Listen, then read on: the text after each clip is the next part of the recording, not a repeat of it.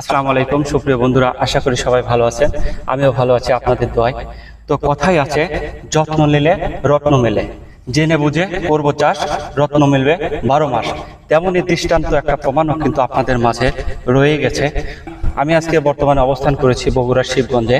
এখানে মালচিং ফিল্মের মাধ্যমে উন্নত পদ্ধতিতে পেঁপে চাষাবাদ করা হয়েছে। পেঁপের জাতের নাম টপলেটি।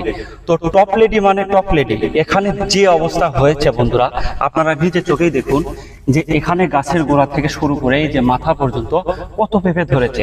মনে হচ্ছে যে একটা গাছে 70 থেকে 80 কেজি পেঁপে ধরবে।